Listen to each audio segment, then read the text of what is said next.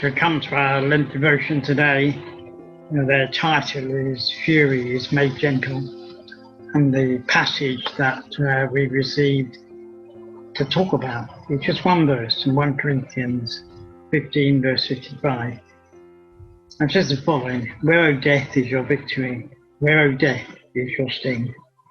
I tried to think of a modern day analogy for this particular verse, and my mind went back to December 2019.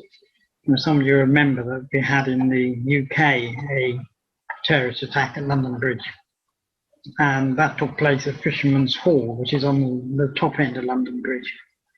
And it was a meeting going on to congratulate former and current prisoners who had changed their lives and turned their life around. And the awards were presented at that meeting. But there was somebody who got into that meeting, as we know, and that was a former terrorist who completed his time. He was out on license and threatened to set off some body armor bombs that he had on him. And obviously everybody went outside, and the people were chasing this person outside is what he threatened to actually do.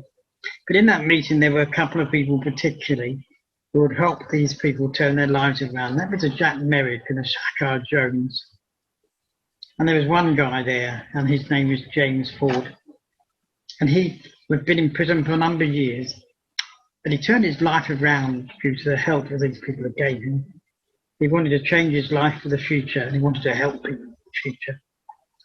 And as this attack started to happen, and the guys rushed outside, and several other people went outside to help to try to hold this person down, James and Shakar Jones sadly lost their lives as they were trying to hold this person down until the police arrived. James Ford was one of those who helped holding this person down until the police got there. I remember him saying on the BBC broadcast that his life had been changed because somebody stood in his place to help him change his life and to turn his life around to become a better person. And that reminded me, and what he then went on to say, saying that he knew that he might lose his life by helping this person because of the commotion which was going on outside. But he knew he had to do it.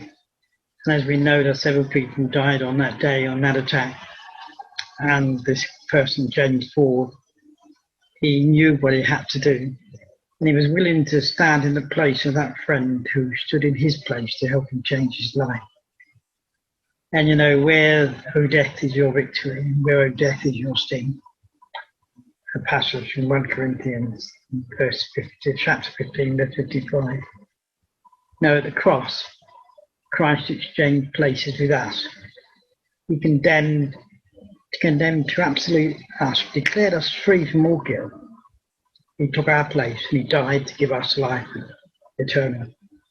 And as a result, that exchange took place and had taken place in our lives. Our future had utterly been transformed because somebody else took our place to help us change our lives.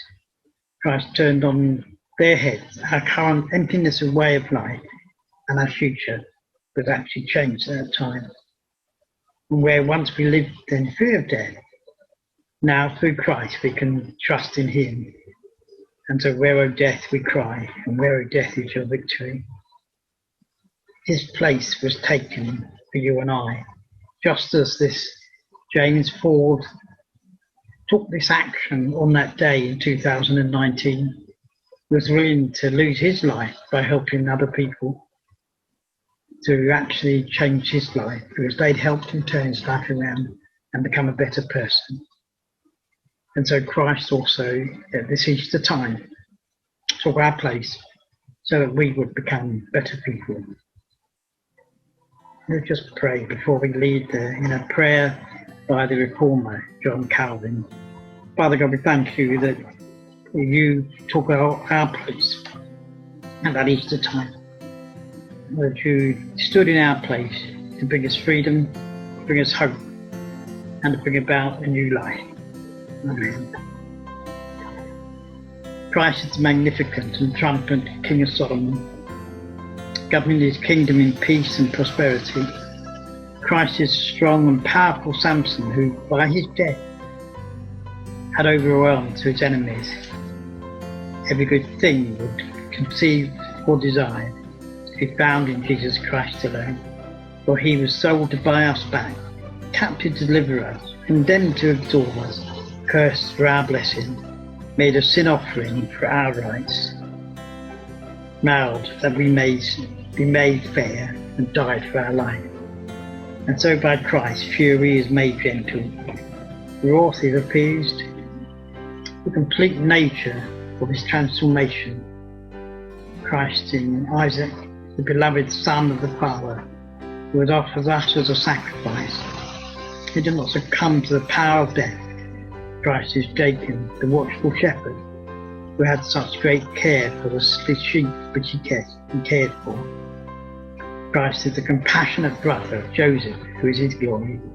He was not ashamed to acknowledge his brothers. Ever lowly and abject their conditions, Christ has made the great sacrifice.